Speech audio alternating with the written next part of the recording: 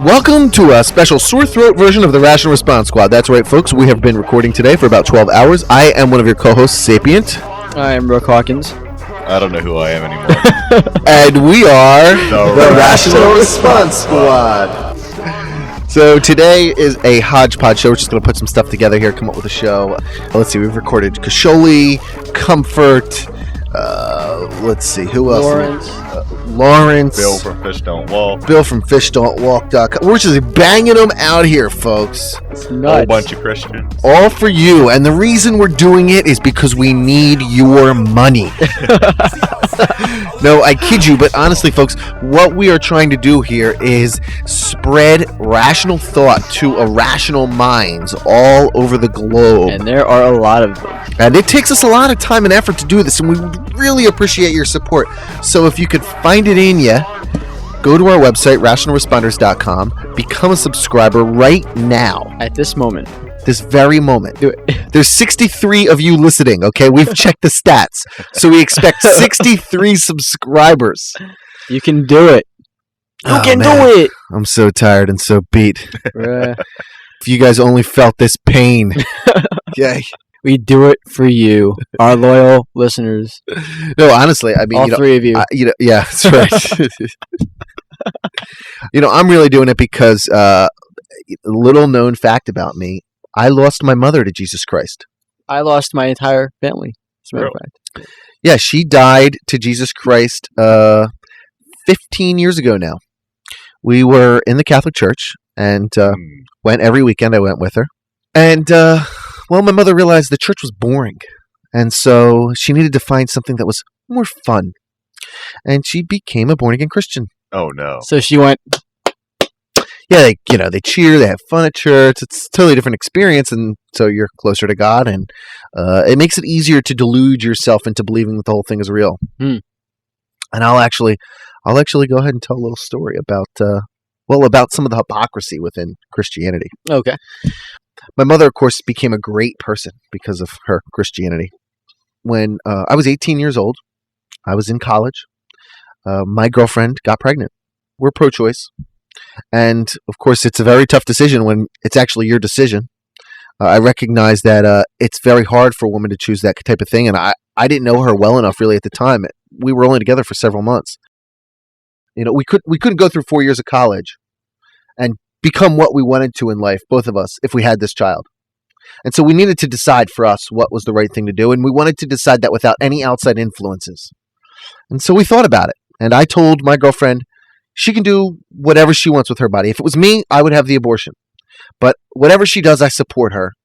And I told her my opinion. And really, like I said, I really wanted her to be able to do that without any outside influences. My mother came knocking on the door, uninvited, with the Bible in hand, claiming that Jesus Christ said, you can't have an abortion, that it's wrong to have an abortion. I don't remember that passage, by the way. Yeah, where does Jesus actually say that? Well, that's what my mom said. Of course, the first sign of Christianity to me and my mother was that she was a liar. I'm a God warrior!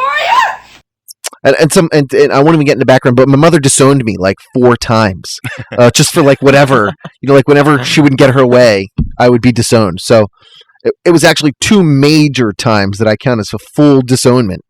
And, I'm at the point I liked baseball, and so 3 strikes you're out, and this coming up is the 3rd disowning of the Sapient. And like I said, guys, this is a real personal story. I don't know. I haven't told this story to any sort of large group ever. With that said, mother comes over telling me, can't have an abortion. Abortion's wrong, blah, blah, blah, blah, blah. I talk to my father. My father is the most honest man I've ever known. I've never known him to lie to me. And he said to me, just so you know, for your knowledge, your mother had 4 abortions before you were born. Wow. And I thought to myself, I'd learn a lot more from my mother if she would have just told me, listen, I had 4 abortions before you were born, and I look back on it now, and it was the worst mistake I ever made. Instead, she came to me with this holier-than-thou attitude that, you can't have an abortion, abortion's wrong. Maybe she was projecting. I don't know. But the fact was, she couldn't come clean with what the reality of the situation was. And I confronted her with it. I asked her, I said, listen, why are you giving me such a hard time about this? I'm a God warrior! I come to find out that you had several abortions before I was born. She said, who told you that? Your father? I said, yeah. She said, lose my name, lose my number, don't ever talk to me again. Everything's ungodly! Wow. And of course, there's a lot of other stories I'm leaving out, but that was the gist of it. And this is all a direct result of belief in Jesus. My mother wasn't that bad beforehand, but she gave her life over to Jesus. And in fact, I did have a couple of conversations with her. I did do what she said. I did lose her name and lose her number. And I tried never to talk to her again, but unfortunately I wasn't able to. There were a couple conversations that we've had. I haven't talked to my mother in, I talked to her about 3 years ago, but before that it was a good 4 years or so. Oh, wow. She hasn't had the opportunity to be in my son's life, which we now have. He's the greatest person in the world. I, do everything, in my life for him. As I told my girlfriend at the time, if she had him, I would be the greatest father in the world, But I did have a conversation with her at one point, and I tried to give her as long as I could. I gave her about an hour of my time. We talked on the phone. I told her how I'd done a lot of research on Christianity and religion. Obviously, it became very important to me to exactly figure out what everything was and make it all out. I really, seriously, I lost my mother to an irrational concept. She became somebody different. I watched the progression. She became an entirely different person. I had this conversation with her, and at one point I said to her, I said, look, if you had an open mind, I could prove to you that your God is not real. She said the words I'll never forget. She said the words, if you could do that to me, if you could prove that Jesus Christ and my God wasn't real, the only thing you would be doing is taking away everything I have in this world. Wow. That's pretty... Yeah, I lost my mother to Jesus Christ. Yeah. If I could disprove Jesus Christ to her, I would be taking away everything she had in this world. Apparently you don't mean that much to Jesus Christ when compared to that. Well, the Bible says exactly that. Yeah, Luke 14:26. That, will turn a mother against her son and son against her daughter, yada, yada, yada. Read the passage. Pull it up. Luke 14:26. Yeah. This is not the at variance part. This is... Let's go to the at variance. Okay, that's in Matthew 17? Matthew 10:34. Yeah, in the Bible, in Matthew 10:34, it says, Jesus says, don't think that I come to bring peace to the earth. I did not come to bring peace, but a sword. I have come so that a son will be against his father, a daughter will be against her mother, a daughter-in-law will be against her mother-in-law. It's true. The Bible is totally true. Well, but yeah, the Bible's totally true on a point that religion is just divisive. Non-benign. Yeah. And, kills your humanity. Pretty much. It destroys everything about you. That's why crusades are fought over it. People are murdered, raped, pillaged, plundered because of belief in this book. But it was at that point when I realized that I probably should stop talking to my mother, because if I did keep talking to her, I was going to... When you had a conversation with her, everything involved God. Everything. She's seriously the loony. Like, She's not a Christian! The entire house is dark-sided too! Gargoyles! Psychics! This is tainted. I don't want it. Whatever it is, it's tainted. Everything's ungodly! Dark-sided! I give it up to God. I'm a God warrior! And I don't want someone with tainted anything in beliefs doing anything with my family! I'm glad you're home. Get the hell out of my house. In Jesus' name, I pray. Get out! my mother is almost as bad as this lady. I've never heard my mother outburst like this, but she is almost like this lady. And, there was just no point in talking to her, because if I defeated her God, I still loved my mother. I didn't hate her. I loved her very much. I still love her to this day. But I can't have a conversation with her because she's so fucked in the head. She's so freaking out there. Her life has no bearing on reality whatsoever. You might as well be talking to a mentally retarded 3-year-old. Right. No offense to you mentally retarded 3-year-olds out there, but that make up our, probably the bulk of our listening audience. Kidding. Seriously, no offense if you have a child like that, but please understand the analogy that's really what I'm doing when I speak to my mother. So I just refuse to do it, and it's amazing that I lost my mother to Jesus Christ, just like somebody would lose a parent to cancer or something like that. Yeah, That's a shame. it is. Yeah. So, it's funny because I actually at one point said to her, this was where I first came on infidelguy.com. And I said, hey, do me a favor, check out infidelguy.com. You'll find a great website there. Do some research, look into it a little bit like that. 3 months later, I found a prayer message board where my real last name was being used. Of course, it ended up being used against me by other Christians who found my real last name, figured out what was going on, started giving me death threats. Wow. And the prayer message board said, Again, in the Bible. please pray for my son because he had a son out of wedlock, no less. I'm almost quoting verbatim here. He had a son out of wedlock, no less, and he's teaching his son to hate all Christians. And that he joined a Christian hate group at infidelguy.com. Wow. That was her take on Infidel. After she visited infidelguy.com, that was her take on it. But wait a minute. She's now chastising you for having a child out of wedlock. Should you have had an abortion instead? Yeah, exactly. I mean, I was dealing with an irrational mind, The dude. insanity of it. I could understand how you might say that somebody on that website hates Christians. oh, yeah, I could see that, okay? But there's some angry people there. There's angry people everywhere. But how you could say that in itself is a Christian hate. There's no organization of a Christian hate group at infidelguy.com. No. No. that's asinine to say that. Especially if you spend time looking into it. Mhm. It actually says, "Is this a hate site?" Yeah. in the FAQs. But IG and his show and his forums, it's great. It's for the atheist community. It's doing what we're doing, telling like-minded people that it's okay to be who you are and you're not insane. So where is this? Please support our main man, Infidel Guy, at www.infidelguy.com. On his site, it says, is this an anti-God or even a hate site? He says, no, we are not anti-God here. Most users here simply don't believe in a God. If you own a Christian website, does that automatically make you anti-non-Christian? There are many Christians and other believers enjoying themselves and learning along with us each day. I do not promote hate at all on my website. If one listens to the program, they will see that I am mostly promoting critical thought, understanding, and tolerance. All believers are welcome, provided you treat us respectfully. Please treat us with the same decency and respect that you would like to be treated with. If a user insults you unprovoked, then that person will be asked to stop. If they continue, they will be kicked from the site. You get the point. Yeah. All you got to do is a little bit of reading. But my mother's looking through Jesus goggles, and she just can't see through what reality is. She cannot see reality. And unfortunately, I can't have a relationship with her. I lost my mother to Jesus Christ. So that's why I am here fighting. I have vowed since then to help end this horrible mind fuck that Christianity is.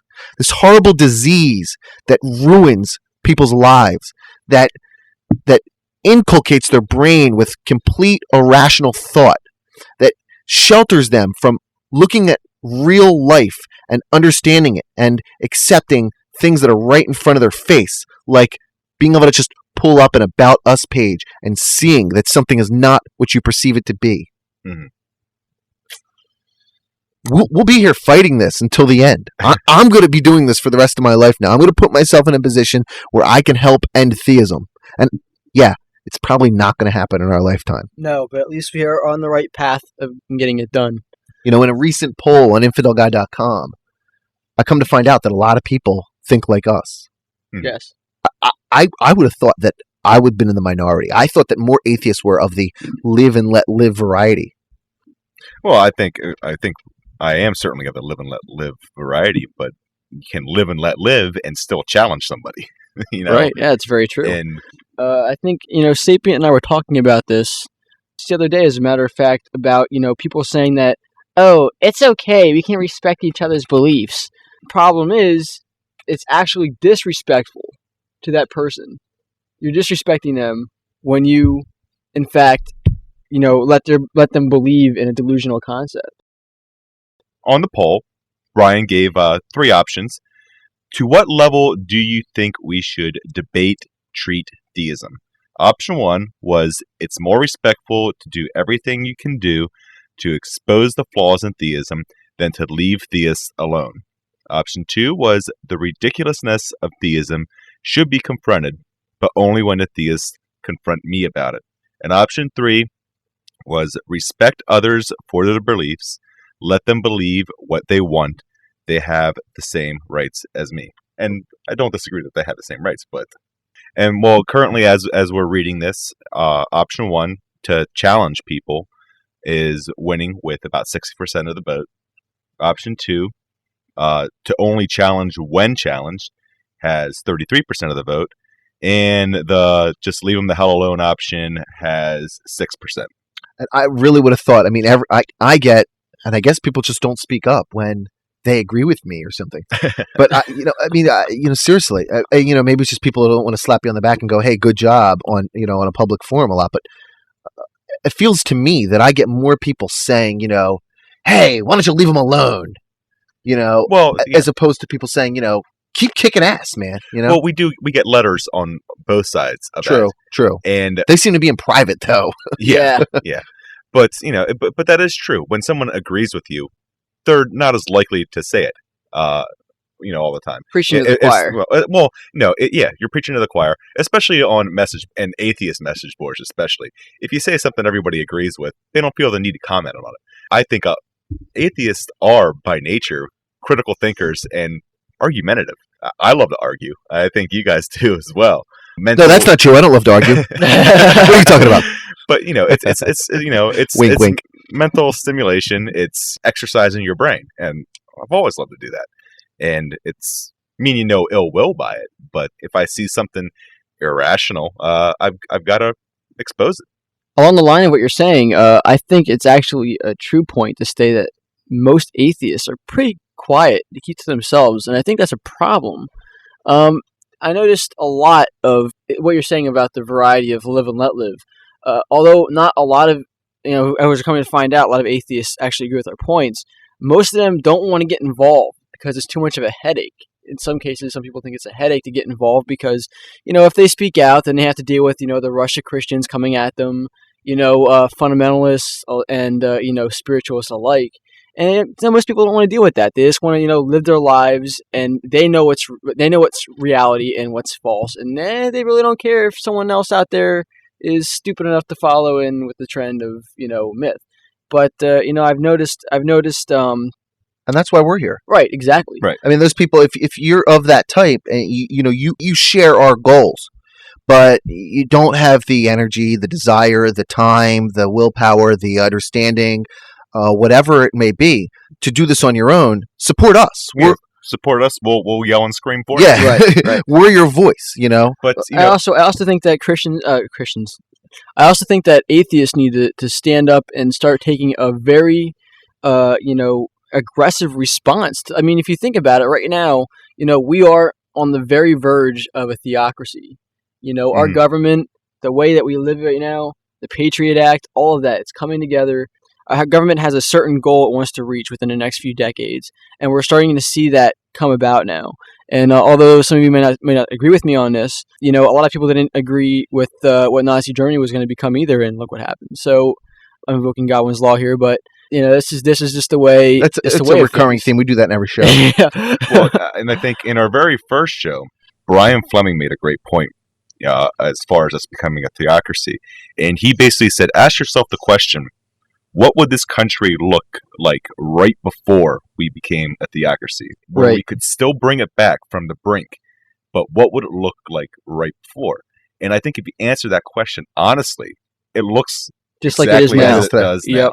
And unfortunately, this is why I think that atheists need to stop, cowering in holes and stand up and take a stand like we are. You could go to theocracywatch.org, one of our affiliates, and check out some videos and find out more about the state of where we are in the upcoming American theocracy. Just to clarify here, get back to the point, because I just really want to drill this in. People say that it's disrespectful to confront other people or just respect other people's beliefs, and I beg you to look at things a little differently than you have in the past. It's time to no longer give religion a philosophical hall pass. If I came up to you and I told you that there was a snarf widget on top of my head that was protecting me from the evil hyperdromes, okay, you would look at me and think I was totally just We drag you to the loony bin. Yeah, I mean, I'm an idiot. Wait, snarf witches don't exist? And so when I say to you that there's some God, some creator, and then I affix all of these remarkable, fantastic claims to it, the fantastic claims that you can find inside the Bible or inside the Quran, it is now more respectful to help them. Okay, if you believe in evolution, you believe that we are all related through mitochondrial DNA, scientific fact. You can look at the human species and recognize that every single one of us on Earth is related. If you really believe in all that crap in the Bible, okay, you believe we're all related. It's the same thing, all right? You believe that everybody is your fellow man, that we're all brothers and sisters, all right? Yeah, there is common ground. Yeah, exactly. And it's funny that the Bible actually had it right in that sense. I think it's the only thing it had right. Well, it also had right, of course, that the variance. yeah, it's had variance among yeah, people. that Jesus would set us apart from each other and divide us. Right. Okay, so two things. But if that's the case, if we're all related, it's time to stand up for your brothers and sisters. It's time to look them in the eye and say, "Look, I care about you, But you're crazy. Yeah, but you're nuts." And to those people that Rook said that are going to stand up and say something and speak out, we'll be glad to help you put on a radio show. Sure. Mm-hmm. Get involved with what freethoughtmedia.com is doing. Hop on freethoughtmedia.com, sign up to become a broadcaster. When you do, you'll find out more about how to do what we're doing. We'll help you out if you need it. Or you can contact the Infidel Guy. Get involved. Do your part. It's time to stand up and not allow people to just walk all over us with completely ridiculous claims. They've taken over the world. They have. 33% of the population believes in Christianity. And if we don't put an end to this now, there may never be a chance again. Now look at us. We're like the sky is falling people. Well, yeah, I mean, it really is. It really is falling. It has been for generations now. It's a slow progression, but it's happening. There was a time once when religion ruled the world, and there was countless millions died at the hands of belief. And if we're not careful, it could happen at any moment. And with the weapons that we currently have, it will not ever happen again because there will be nothing left. This is actually one of our irrational precept number 15, that it's irrational to give religious beliefs a special pass above criticism. Sam Harris. This is adopted from Sam Harris. Right. But Chaos Lord did contribute It's the point Sam Harris makes in End of Faith. Yeah, gotcha. And in fact, if you want to see a lot of Sam Harris's work, go to our website, rationalresponders.com. Click on Rational Thoughts and click on View Videos for Theism. This is Sam Harris, author of The End of Faith and Letter to a Christian Nation, and you are listening to the Rational Response Squad. Now, we have a young man named JJ from San Diego, California. JJ wrote back to us after posting on MySpace asking for Christians that were willing to come on and discuss God with us. And JJ was willing to come on. And we're just going to wing this one, folks. We don't really have any questions planned. We just had an interview cancel on us. And we thought maybe we could squeeze JJ in here. So, JJ, it's a pleasure to have you on the phone, man. How you doing? Pretty good. Thanks for having me out. Yeah, no problem. Allow me to introduce my friends, Rook Hawkins. How you doing? Hey. And I also have my buddy Mike, also known as Yellow Number 5 over here. Hey, how you doing? Right. So, JJ, why should we believe in a God? Or if you want to answer it in a different way, why do you believe in God? I believe in God because He's the everlasting creator of the earth, and it's our job as His creation to live out His will, to honor and worship Him in every way we can. God's everlasting. Basically, he's infinite. He's living forever. Is that correct? So then, did anything create God? No. If God's just existed forever, is it so hard to comprehend that the universe just existed forever? No, not at all. But it goes right into faith and what you believe. Well, There's no factual evidence to prove that God has been around forever, except the main point of faith. Well, you know what? That's actually funny that you brought, evidence and Jesus up. Let me play a clip for you of Bill O'Reilly speaking about what is irrational. All right, and I'll just play the whole clip through. It's 2 minutes and 45 seconds, and then we'll address it together. Okay? Okay. It's not about evidence. It's not about anything other than individuals wanting to believe something. All right? Now, let me give you the best example I can. Most Americans want to believe in God. It's a comforting thing to believe in God. You don't have any concrete proof. When you encounter a person like this in your life, run. Run. When you see someone who you present solid factual evidence that A isn't true and they still won't believe it, run. Those are irrational, neurotic, self-destructive people who will hurt you. Irrational thought is self-destructive. Okay? If a person can't think logically, they are going to hurt themselves and everybody else around them. They're going to hurt their children. They're going to hurt their spouse. They're going to hurt anyone they work with. It's just a matter of when, not if. And so I'm curious, what do you say to conservative Christians like Bill O'Reilly who claim that people who believe something with no evidence are completely irrational? It's easy to comprehend that God isn't real because it's comforting to the mind, but it's completely false. What's completely false? That God isn't real, because he is absolutely real. What universal evidence do you have that we can all look at that we can see that? Well, him sending his son, Jesus, to die on the cross for our sins, and plus individual works that have been done in people's lives by converting their life. Well, while I admit that that's probably pretty good evidence for you, what I'd hope to see is evidence that's universal to all of us, that all of us could look at and agree upon. And, I'm giving you an honest, dissection that I can't see that evidence. And honestly, because I tell you, man, I'm not a liar. Well, Ray Comfort says I'm a liar, but I wouldn't lie in this case. If there were evidence to believe that Jesus even existed, I would, I'd accept it. But, yeah, same here. But in this case, evidence isn't universal. It might be universal to you, but it's not universal to the world. And so, therefore, there isn't proper evidence to all of us. And Bill O'Reilly says that believing something like that is irrational. And I'm just trying to get my hands around how I can, believe that without proper evidence. Well, one of the points in Christian belief that God put us down here for freedom of choice, and that he gave us time to believe in him.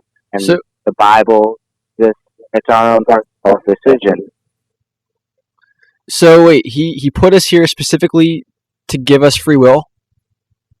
Yeah, but to accept him. Okay, so this is kind of brought up a lot. What would you say if I told you that we were predetermined whether we go to hell or not, even before the universe was created? I disagree. But Do you believe that God is omniscient? That he knows all? Yes. So why don't you think he knows whether or not one would be going to hell before they're even born? Well, he does give us. He gives us choice to make our decision on the way of our life. So wait, then God, he does he or does he not know who's going to hell before they are born? He does. okay, so if he knows, then he already knows what choices we're going to make even before we make them. So if we were going to, even if we had quote unquote free will, if there's an omniscient God, he would know beforehand whether or not we were going to make the right choices or not. So what you're saying is really that God has predetermined us to go to hell or heaven because the choices we make are already predetermined before we're even born. Right. He knows them, but it's our personal decision in our lives. Do you think God's all loving? Yes. If I were to tell you right now that you could have a child, and that child would be in a horrible car accident at 3 years old, you would enjoy that child until then, but that child would suffer for several years as a result of that car accident. Knowing that, okay, and now I'm giving you some all-knowing powers, of course, some powers that you don't have, but knowing that, would you still bring that child into existence? That's a hard decision, but probably yes, Why is that? because that child has the right to live a life like everybody else. But you know ahead of time that child's not even going to live to the point of being able to really think on its own. I mean, not in any real sense, at least. I mean, it'll be able to think on its own when it wants to get its mom's breast for food, but not in the sense that, it's time to go to work or, I want to go play outside with my friends, that type of thing. Right, but it's not my decision. It's God. Well, But in this case, it is your decision. Far more knowing compared to me. I'm giving you some powers here. You have the decision because you know ahead of time that your child's going to die at 3 years old. See, I can't make that decision because I only think human logic. I don't have the powers that God has in the situation to make the decision. Maybe you misunderstand. I'm giving you in this sense all knowingness. Right, I know, but it's still hard to comprehend. But you already anthropomorphized God, or you've already given him human attributes. You've already said that he has a desire for his people to follow him and believe in him. Those are human attributes that you've already applied to him. So applying standards that Sapient's suggesting aren't that far of a reach. Do you see that if God is infinite and all-knowing, that qualities such as God desiring or wanting or needing certain things to happen are quite irrational, that it just isn't possible? If you're all-knowing, in fact, let's use the example of the 3-year-old. You know that the child that you bring into this life at 3 years old will die in a car accident and he will suffer for a year before his actual death, okay? When that happens, okay, and you know ahead of time, all right, the way that the outcome will go down, are you still going to have qualities like wanting the child to get through, even though you know ahead of time what the outcome is going to be? Yeah. Really? So you're going to want the child to live through this, you know what's happened. But you already know that. You already know he's not going to. So wanting is really a moot point. You can want all you want, but the fact of the matter is the kid's going to die. So you can't really want because you already know what's going to happen. So wanting is really irrelevant to your knowledge. Right. And if you already know something, like I say a bunch of times, if a desire, want is a human requirement. We don't have everything. We don't know everything. So we want things. We want things that we don't have. If you're God, you already have everything or know everything, or, your desires are none. They're nil because you are everything. So in order to have any wants or desires, that's a very human attribute that we apply to a very omnipotent being. It's you understand the logical problem you're facing with this? As Sapient asks, if you are aware of what's going to happen to this child, you're still going to let this child grow up and not even grow up, but just live for 3 years and then suffer and die. Yes, me personally. And that's I don't know. And that to you is just and loving? Yeah. Okay. See, I know of an incident where a serial killer, let's say for example, has this his target is young children, like anywhere from 3 to 6, all right, and he watches them grow up from a distance, kidnaps them at age 3, okay, tortures them, and then kills them. Okay, now this person has watched this child grow up, okay, knowing full well what he plans to do, and then does it anyway. Would you consider that just and rational, what he's doing? No, not at all, because what he's doing is wrong. But don't you think that's exactly what God's doing? God watches people grow up, okay, puts them through a life of basically trial, okay, and then knowing full well what their decision's going to be in the future, still condemns them to an eternal damnation anyway. Right, but people on earth make the decisions what they do with their life. But that's irrelevant. He knows the decisions. He's the judge. That's the point. If you walked into a courtroom and the judge already had an idea of what the outcome was going to be in the case, you didn't know. Okay, you have no idea what the outcome is going to be, but the judge already made up his mind that he's going to sentence you to life in prison. Okay, so you walk into the courtroom unaware of it. Okay, you sit down in a seat, and the judge says, "Okay, now plead your case. You plead it, you make a good argument, and at the end he says, guilty, see you later. That's fine, just because you didn't know, that's okay? Not like logically, like on earth it would, but God has a will of his own that we don't know. Oh, so just because God did it, it's okay. He's kind of exempt from the whole just and righteous thing. Yes, because it's his creation and his will. So you agree that God isn't just and righteous? No, he's righteous in every manner. Okay, except because it's his will. So you're still clinging to the fact that he's just and righteous, even though he's not just and righteous, because you think he's just and righteous? JJ, before we move on, I want to plug your MySpace page for you. Okay. And maybe you can explain to why the name is the way it is. The MySpace page is www.myspace.com, and then it's /gay_gay the gay plane. It's funny, but you said there's a little story behind that. It wasn't really totally your idea. What's up there?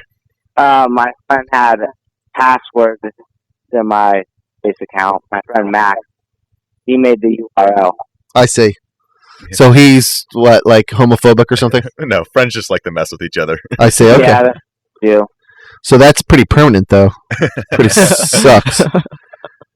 But you can always just set up another account, right? Yeah. I'm curious, what do you think about an all-knowing, all-loving God coming down in the flesh to sacrifice himself to himself so that others can escape the wrath of himself? He's all-knowing and all-powerful, all-loving, but he didn't foresee this ahead of time? Right. Doesn't that sound a little weird to you? Yeah, it does. Completely does. But it's my faith. Which, of course, Bill O'Reilly says is completely irrational and we should go running from you. When you encounter a person like this in your life, run. Run. Yeah, well, that's Bill O'Reilly. He's a pretty famous Good point. conservative Christian. Right. I think it... he's my new god. Jeez. I know he exists, at least. Get some more coffee. Yeah. Sorry. One of the things that I find funny about agnostics or /atheists is the majority of them want to put down Christians or people that believe in Jesus Christ are afraid to question people of other beliefs. And another thing is a lot of these people that have these beliefs have personally themselves not made the decision to even want to accept Christ or God because on human logic. Okay. All three of us were Christians, one. Yeah. Two, do me a favor. Get all the Muslims you want, Hindus, round them up and put them on the phone with us, and we will take them on one by one, man. Mm-hmm. You know, it's just Christianity is the world's largest religion, and especially in America, in English speaking, they are the easiest to find. There's obviously plenty of Muslims out there, but they don't like talking to us. Yeah. Well, that and do you think we're putting people down here? I mean, it's just a dialogue. No, you're stating your opinion, which is perfectly fine. Okay. But personally, the agnostics and atheists I know, I'm not generalizing the entire group, themselves have never even made the attempt to try to accept God or Christ. Well, we have tried. Yeah, 100% of the atheists that you were on the phone with right now were all believers. Right.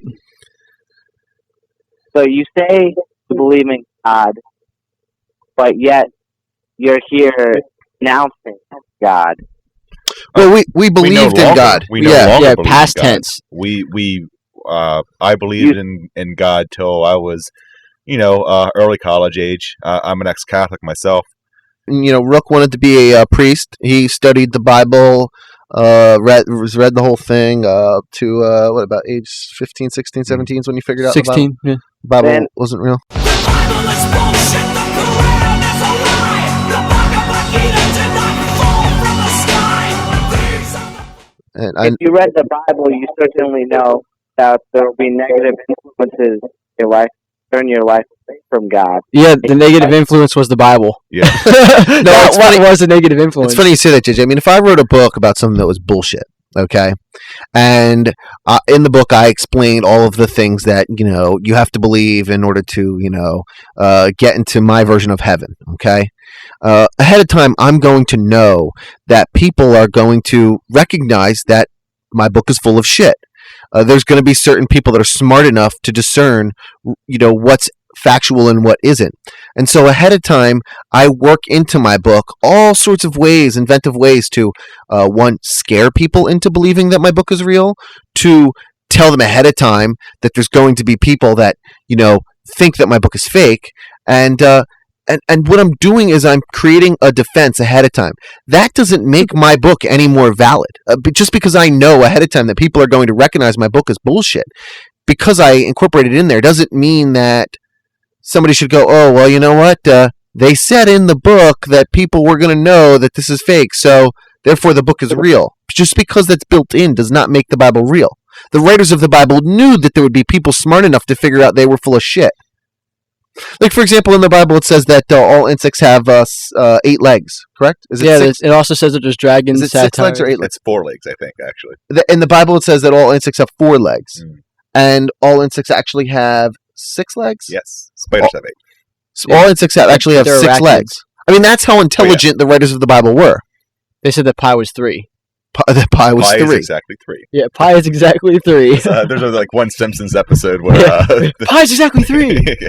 Or let's start off on the first page of the Bible. I like where it mentions unicorns, dragons, satyrs, cockatrices. In the first page of the Bible. No, on the first page of the Bible, I was just gonna mention how. But how do you feel about the Bible? I mean, do you think it's the literal word of God? Do you take it literally? Do you think there's metaphors in it? So, I mean, how do you approach the Bible? Personally, I approach the Bible as God's word, but we know how men fuck things up. I think the Bible is 95% accurate, at least. Wow. I think the things that have probably screwed up or lost in translation are minor. Really minor. Now, how do you discern what's true and what's not speaking literally or has been messed up? Personal belief. My favorite quote is by a Christian, no less, and it goes along the lines of, if there be one error in the Bible, there might as well be 1,000. If there's one error in it, it is not the work of a perfect God. What do you think about that? I think it's hard to argue that. I could only tell you things that are my faith and what I believe. Well, it's hard to argue against something you believe in. Oh, there's nothing wrong with your faith. I don't think any of us here would say that you can't believe what you want to believe, because then we'd be kind of hypocritical. Well, he can believe it. It's just irrational. It's just irrational, right? I mean, there's no evidence to back what you're claiming to believe. There's evidence that's only available to you, that exists only within your mind, but it's not readily available that you can present it to us. If I asked you, to believe that I'm holding a pencil in my hand, I could send you a picture of that, me holding a pencil in my hand right now, and that would be pretty good evidence of it. But you can't send me a picture, or you can give me this book that I can find thousands of contradictions in. I mentioned the first page of the Bible. It says, "In the beginning, God created the heaven and the earth was without form and void." If something is without form and void, does it have anything? Is it empty? Does it have any substance? I don't know. Well, what do you think? I mean, what's the word void mean? It's the without word believe? No, void. VOID. Void? Yeah. Something that's not there. Okay. So in essence, the earth is like a concept. It's kind of forming, but it's not there. In reality, it's void. And of course, at this point in the Bible, where God's creating creating Earth, He's setting it up, basically. Right. Exactly. Right. I agree. And then the next sentence is, "And the darkness was upon the face of the deep, and the Spirit of God moved upon the face of the waters." There's waters on a formless, void, empty nothingness? That makes no sense. Right, but the fact that God created the heaven and the earth At that point, just for clarification, we're not up to heavens and earth yet. We haven't even gotten past third sentence. We haven't gotten past the third sentence of the Bible, and I've already found a contradiction. Something that, to me, proves to me that the people who wrote this thing weren't the brightest bulbs in the bulb factory. Bulb factory? They weren't the sharpest tools in the shed. That's a little better. I mean, if I told you that I had an empty box, and there was water in it. Yeah. And there was water. and that there was a fish swimming in it. I have a completely empty box, and there's a fish swimming in it. Doesn't that make zero sense? Can we go back to the question of void on Earth? Sure. Where it says the Earth was without form? Sure. That was on the first day. Took until the... It wasn't even on the first day yet. Yeah, the first day didn't happen yet. I mean, yeah, just call it the first day if you really wanted to. All right, yeah, let's just call that the first day, when the Earth was without that. It says in chapter 1, verse 2, that during the second and third days of creation, God gave the universe form. It says, what does it say? I believe it says it was either the second or the third day where he gave form to the universe, being that the first day there was nothing there, essentially. All right, well, let's try to work ourselves up to the second and third day. After his face was over the face of the waters, which weren't there, God said, "Let there be light," and there was light. And God saw the light, and it was good. And God divided the light from the darkness. And God called the light day, and the darkness he called night. And the evening and the morning were the first day. At this point, God created light and separated the light from the day, and the day and the night. So in this point, where does light come from? God. And where does that? What's our light source? The sun. Okay. Which would mean that God created the sun. Okay. But if you want to look at it thoroughly, if God went into every specific detail of how he created the earth, the Bible would be like 25 times the size it is right now. It's already pretty huge. Yeah. God hasn't included everything in the Bible. Okay. There's only certain things that we're supposed to know and understand. But we're not the almighty, all-knowing God, so we're not supposed to know these things. That's how come he gave us faith and choice on earth. But I think we are supposed to know these things. That's why he gave us his book. Yeah, he's teaching it to us. No, teaching us the principle of God and what he wants us to do. But we're not supposed to know anything about God. Or else we would be God ourselves if we knew everything. What is a day and what is a night to us? What signifies a day? 24 hours. 24. A day and a night are within 24 hours. Right. But how do we measure a day? I'll steer you. God measures a day differently than we measure ourselves right now. We don't know how we measure a day. God needs to talk in our language. I mean, he's telling us that it was a day, and his day on day 1 is the same measurement as his day on day 7. Wouldn't you agree? However he measures day on day 1 is the same way he's measuring day on day 7. Right. Okay. So day 1, he separated light from dark. He created light. As you admit, that's a sun.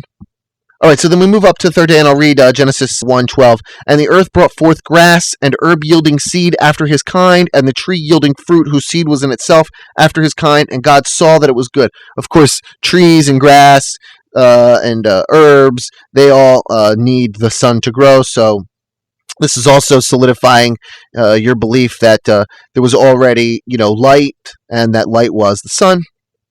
And the evening and the morning were the third day. Of course, we're looking at evening and morning, and those are things that we can judge from the fact that the earth is spinning, the sun is rising, the sun is setting, and then, of course, on the fourth day, God said, "Let there be lights in the firmament of the heaven to divide the day from the night, and let them be for signs and for seasons and for days and for years, and let them be for lights in the firmament of heaven to give light upon the earth." And it was so. And God made 2 great lights, the greater light to rule the day, and the lesser light to rule the night. He made the stars also. So my first question is the moon a light? Yes. Is it? The moon's a light. It's a mirror. Does the moon create its own light? Yeah. Have you looked outside at nighttime? Yes, but There's a light coming off the moon. Yes, but the moon doesn't create that light. It's reflecting the light from the sun. If I said I made two lights, and one was just a mirror, and the other one was a light shining on the mirror, would you call me on the fact that my mirror is a mirror and not a light? Yeah. Okay. So we're that's my calling point. out on it. Additionally, don't you think it's kind of odd that he created the sun on the fourth day after it was already created on the first day?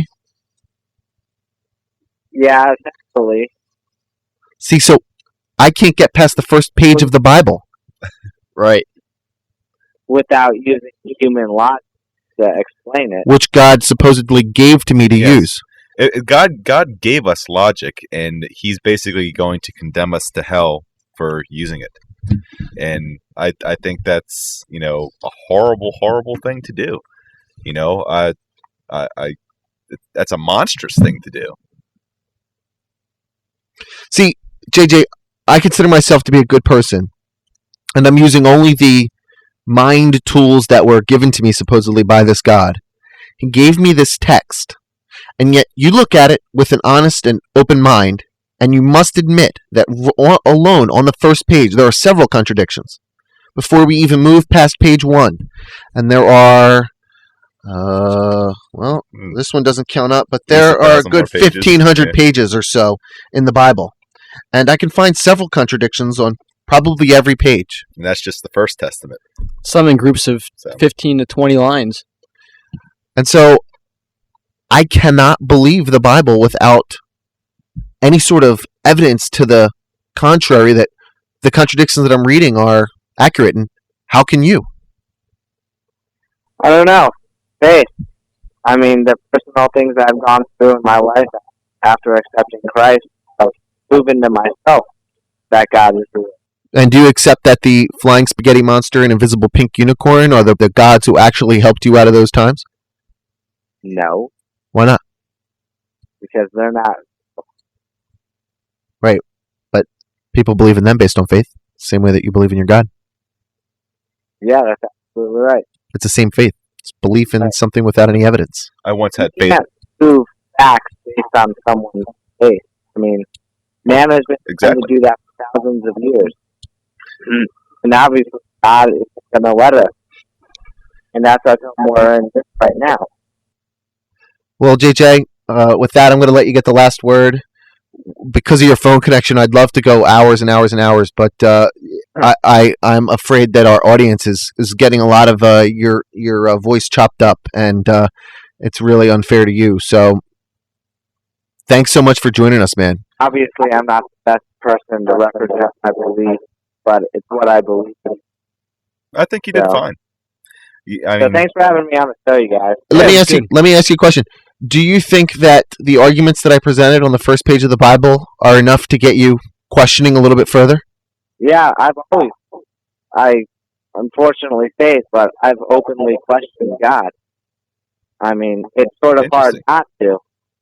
Whether or not I believe what I'm doing is right, it's sort of a hard thing to ignore. Okay, you might want to read Mark 3:29. Be careful if you question too much. I know.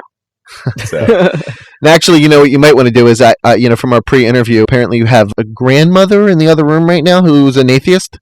Grandpa's here. He's like big-time Catholic, and I'm not sure if my grandma's there. Yeah, it sounds like you definitely have a diverse family. It'd be interesting to. Yeah. I mean, talk to some of the people that you're close with in life that don't have belief. Find out what led them down that path. Because I tell you, my friend, you can't return after you're dead to the Catholic Church for a refund. Well, unless Luigi Cascioli so maybe you can. But it was great talking to you, man. And, have a good one, man. Maybe we'll have you on again in the future if you're up for it. Yeah, once I straighten out my facts and prepare myself. You know what? It's not even the fax. It's the phone, man. Phone connection. God was not on your side tonight with the phone connection. Right. or at least Verizon or whoever you're using. All right, JJ. Thanks a lot for coming on, buddy. Thanks a lot. All right, man. Have a good one. As always, you can find us at rationalresponders.com, and thank you very much to our affiliates who broadcast our show. That would be freethoughtmedia.com, atheistnetwork.com,